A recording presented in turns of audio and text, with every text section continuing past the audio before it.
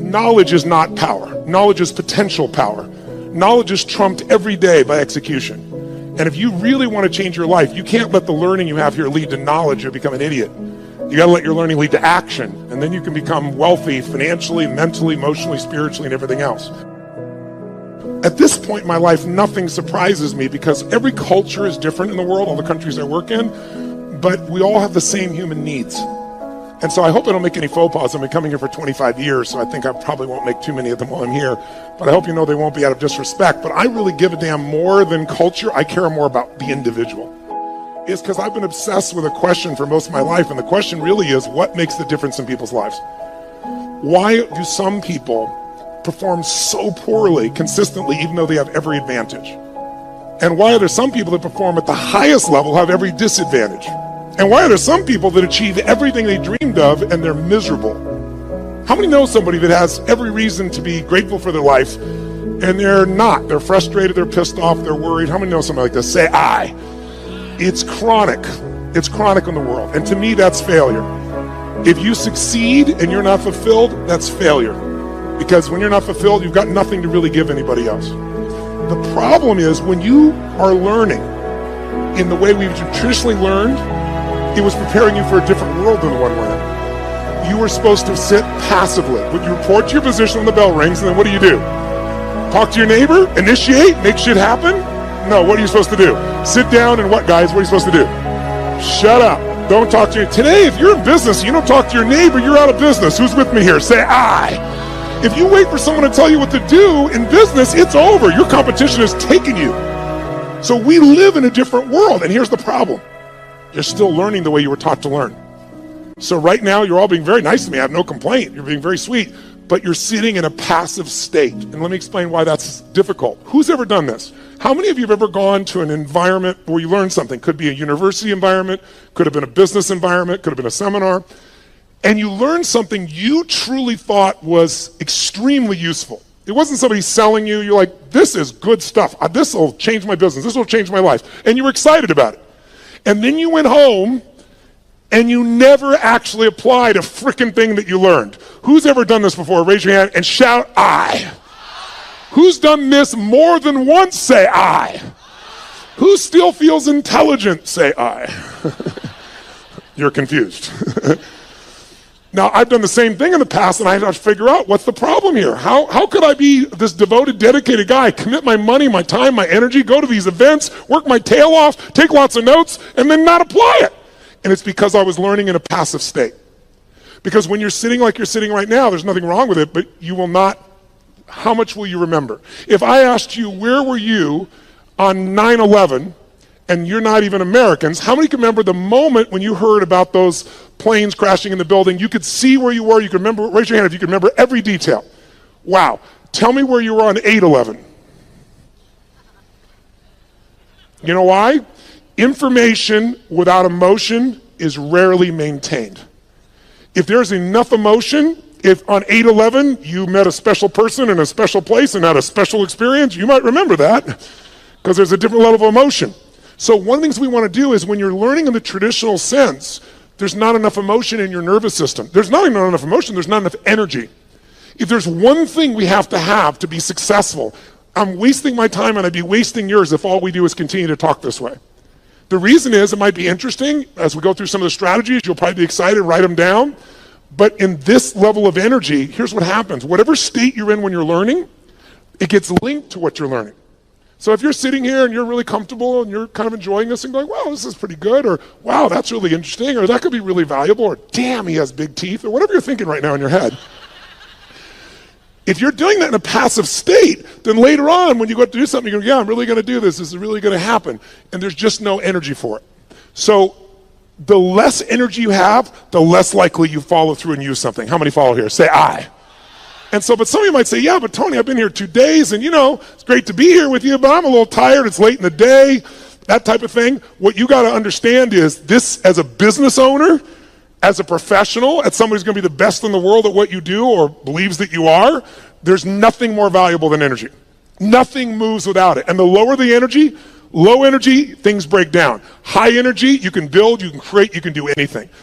Energy has nothing to do with age, food, sleep. It's something that comes with a psychology. Without the energy, anything else I'm going to talk to you about is a waste of time. So you and I need to establish a new standard for energy. Now, here's what I want to talk to you about. You have all these things you want me to give you in the next 2.5, 3 hours. Just make me rich, make me happy, give me lots of sex, make sure that I feel totally confident, grow my business 100%. I'll give you a couple hours. Go for it, kid. So here's the truth. Tell me if I'm right or wrong about this. You tell me. If I were to take all the things that you say you want and I was to generalize them up into a deeper, richer concept of what you really want, you don't just want these individual things like lose weight or have more energy or make more money or have a better relationship. How many would agree what you really are after is an even more extraordinary quality of life? That you want, as great as your life may be, you want more joy, more passion, more aliveness, more impact, more success. Who can relate to this here? Say I. Then in order to create an extraordinary quality of life, we have to define it. So what is an extraordinary quality of life? What would a magnificent life be? It's not for me to define. It's for you to define on your terms. To me, an extraordinary life is life on your terms. What would it look like if you really, truly, without bullshit, without exaggeration, could look yourself in the mirror and say, holy shit, look what I created. Look at the life that I've created. Now, some of you truthfully could do that now. You just don't do it enough. But I know you want more, so let's look at how to do that. I would say to you, there are 2 master skills. I invite you to write them down. 2 fundamental skills that you have to master to have an extraordinary life that lasts. It's like getting rich. Anybody can get rich. Staying rich is a different thing, right? And I don't just mean financially rich. I mean emotionally, spiritually, physically, relationship rich, all the riches that are available to us. What are the 2 skills? The first skill is the science of achievement. The science of achievement. And notice I said science. The reason is because achievement is a science. And anyone can learn it. It doesn't matter your age. It doesn't matter your background. It doesn't matter anything. The only thing that limits you is limiting beliefs. But once you figure out the science, for example, I just spent the last 4 years interviewing 50 of the most brilliant financial minds on the planet. All people who are not part of the Lucky Sperm Club, meaning they actually earned it themselves. They started with nothing, and they built billions of dollars, and I want to see, was there common denominators? And there were. And if you practice what they teach, which is what I put into a book, if you do it, there's zero question what you do. I applied what I've learned the last 4 years and tripled my net worth, which was already extremely high. And it all just came from applying what I learned. Because I went to the very best on earth, success leaves clues, figured out what they're doing, did it myself, and I teach other people too as well. Your body, we're all unique biochemically, but not that unique. Meaning there's certain fundamentals related to health, vitality, and energy. There's certain laws. If you violate those laws, you're going to have low energy and you're going to have dis-ease in your body. That's what disease is, dis-ease, right? If you align with them, you're going to have enormous amounts of energy and you're going to have an extraordinary life because you'll have the energy to make it happen. But those are principles. There are laws. You violate them, you pay the price. Whether you like it or not doesn't matter. Your beliefs don't matter. What matters is those are the rules. Now, all of you in this room, my bet is, have achieved a hell of a lot or you wouldn't even come here. The people that need something like this event the most rarely come. The people that are already successful, to some extent, they want more. They've got momentum. That's why they come. But let's point out real fast what does it take to achieve. I want to give you what I believe, and you tell me if this is right or wrong. And maybe the best way to do this is to measure it. So I want you right now to think of something that you've achieved in your life that once seemed difficult or impossible to you. Something that once seemed like it was a pipe dream, like it would be impossible, but today it's in your life.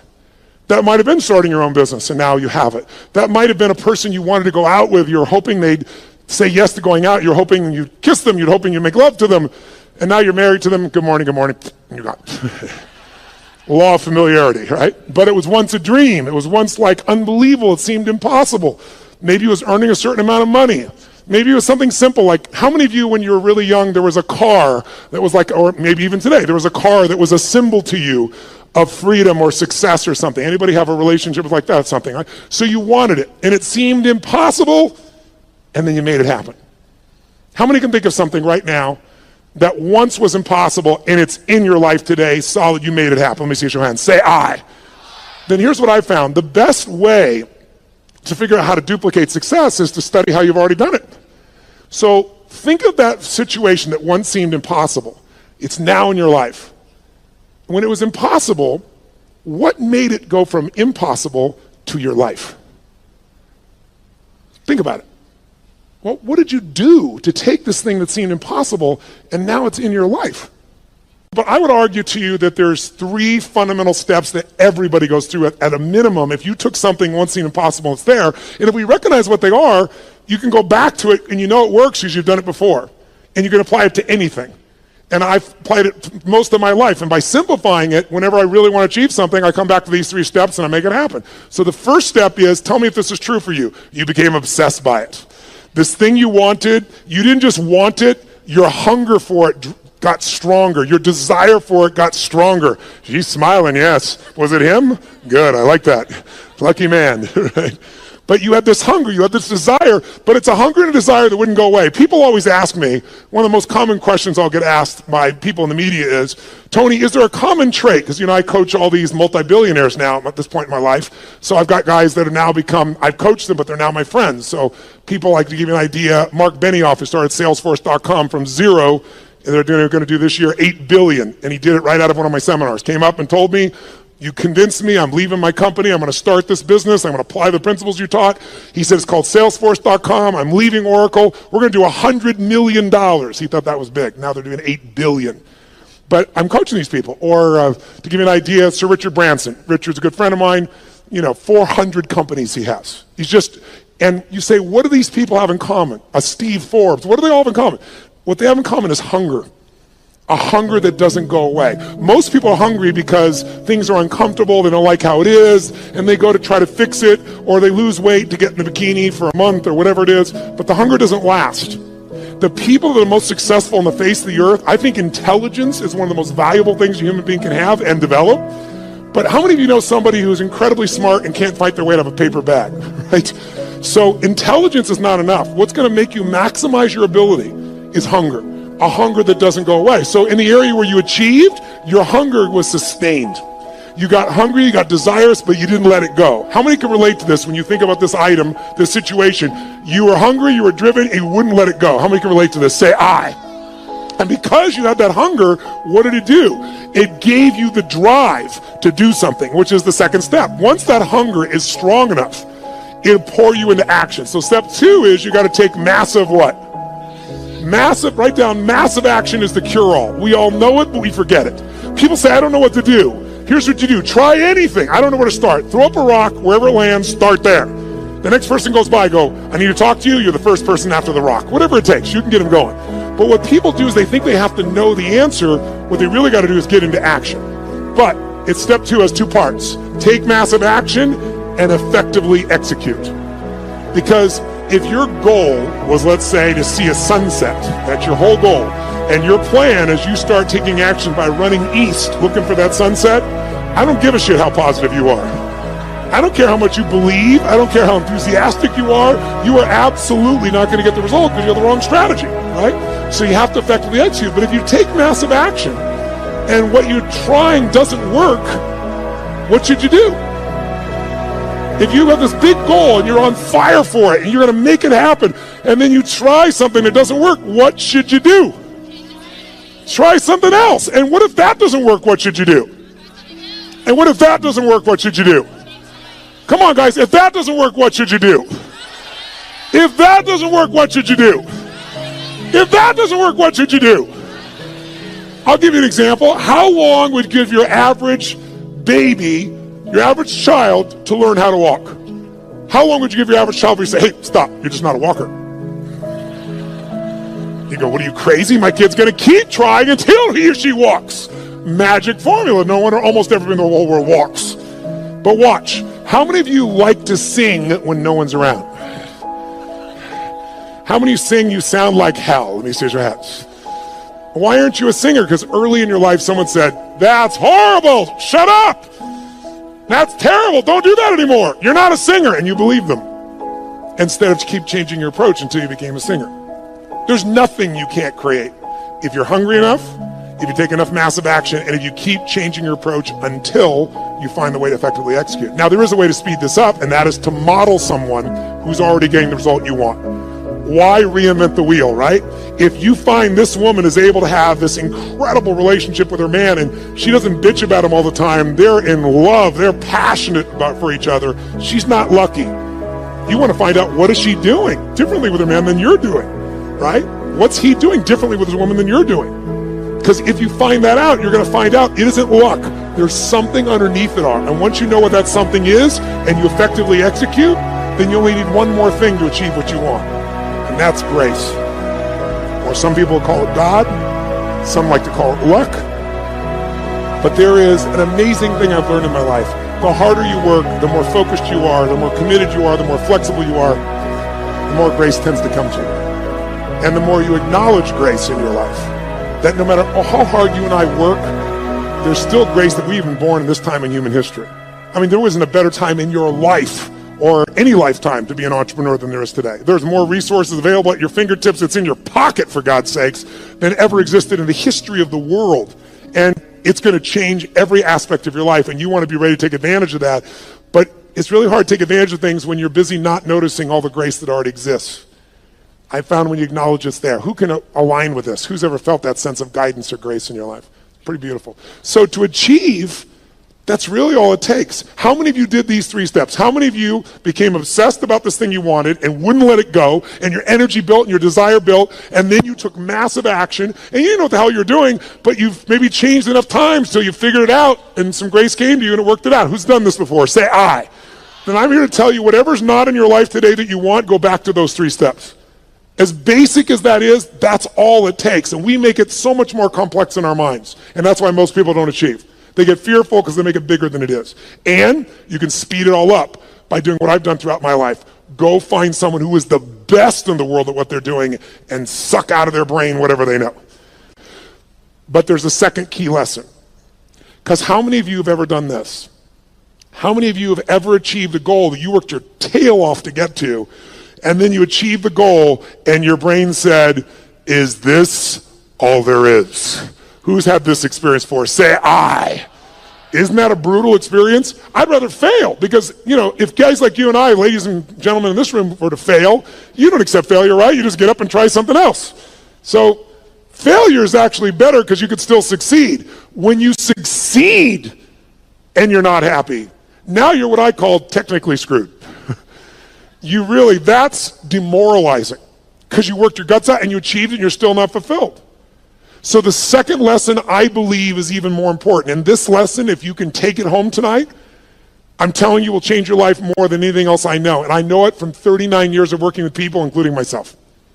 The second lesson is you must master the art of fulfillment. The art of fulfillment. And that sounds so basic, doesn't it? The art of fulfillment. But notice I didn't say the science of fulfillment.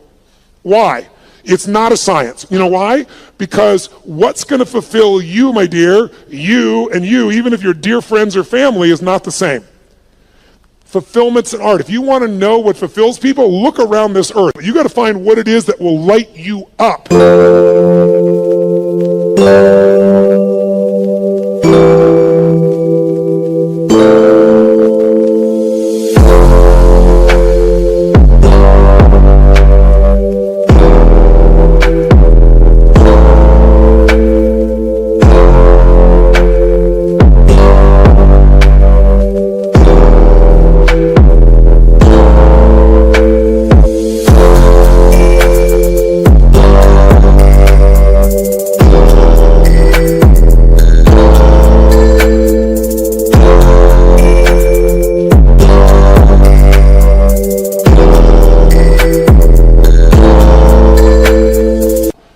Because otherwise you achieve and you're not fulfilled. As I said earlier, success without fulfillment is the ultimate failure. You think that if you achieve, you're going to be happy. And I'm here to tell you, you got to happily achieve.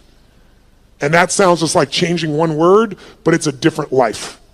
And in order to do that, you have to decide that fulfillment is even more important than achievement. And by the way, you don't have to choose. When you're really fulfilled, you tend to achieve more. But if you're going to be fulfilled by something in the future, and you can't find ecstasy in this moment, you won't find it in the future. More money, more accolades, more acknowledgement, more love, more alcohol, more sex, more whatever it is, it's not going to give you more ecstasy in the future if you can't find that ecstasy now. It's The most important decision of your life you could make today, and it could be worth the entire 2 days times 1,000. The most important decision that I'm offering you to think about making today, the most important decision in your life, what would it be? Some would say, who you're going to marry. And I wouldn't disagree with that. That's probably one of the most important things in your life. Who you're going to spend time with is who you become. And if you pick the wrong person, life is a bitch. Or you marry him or her, right? And if it's the right person, life can be magnificent. But as important as that is, and I've made the wrong choice initially and the right choice for the last 17 years, my wife's been the greatest gift of my life. I thank God for every day. But I'm telling you, even more important than that decision. Because your husband or wife or your boyfriend or girlfriend could go away. They could die. They could get cancer. They could leave you. They could divorce you. You're not in control. We all have the illusion of control. We have influence, not control. Not when it comes to other human beings. The only thing we can control is what we think about, what we focus on, what we feel, and what we experience. The most important decision of your life is deciding you will be happy no matter what. Because unless you do that, you won't be. And I can tell you achievement is common. Happiness that is sustained is not. You want to be an achiever? Here should be your new goal. To achieve the highest level of daily happiness that any human has ever experienced. Because if you do that, you'll be the ultimate achiever. You'll dwarf everyone else and you'll achieve as well. So I'd like, in the short time I got left, to do two things with you. I'd like to give you some tools, more tools for changing your state so you live in a beautiful state. How many like to do that? Say aye. Now, I know many of you, about 35 or 40% of you, came here primarily with the idea of business and business opportunities. So why am I talking about these items?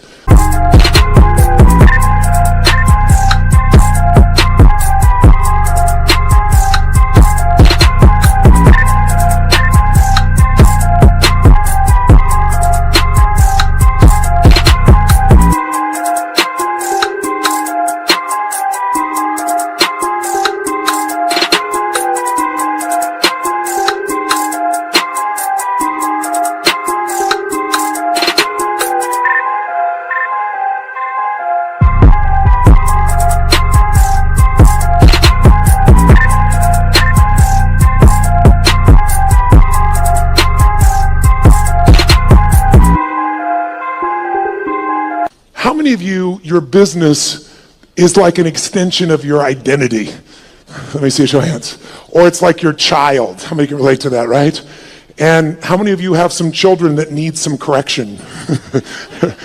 And so I do literally a 5-day total immersion on business. So I'm not holding back, but in 3 hours, I'd be sprinkling it. But I'd like to plant just a couple of seeds with you.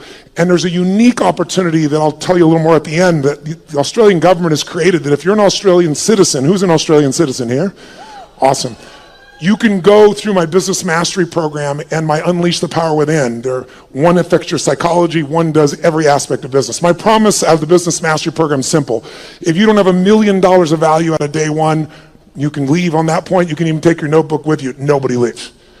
I've been doing this. I help people grow their business 30 to 130% like clockwork. And I'm talking about businesses like a company called HomeX, the largest home builder in Mexico. They directly relate to us. $750 million of increase in the last 24 months. Or a chiropractor's got 2 members of his staff, an army of 2, and he's doubled his business in the last 9 months, right? That's what I do. My greatest skill. And how do I do that?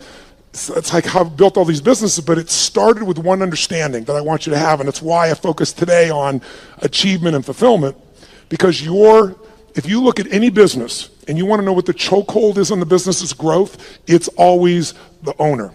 It's always the leader, because the chokehold is in the form of your psychology and your skills. And I would say to you, jot it down, 80% of success in business is psychology and 20% is mechanics. Now, don't get me wrong. I'm a big believer in strategies because I know one strategy can save you a decade of pain. One strategy can make you $1 million. But if you have the strategy, how many have had lots of strategies in the past and then not followed through? Who's done this before? Say aye. That's why your psychology is the most important part. So I'll give you the details at the end, but I want to plant the seed with you. If you want to grow your business, you've got to grow. There is no business that's going to grow dynamically and consistently and give you huge levels of financial and emotional and spiritual rewards without you growing. But you have to have a way to do it that's disciplined, that gives you both the psychological change, but also the skill change. Some people do have a great psychology, but they know how to make a great product or service, but they're terrible at marketing. And today, by the way, does the best product...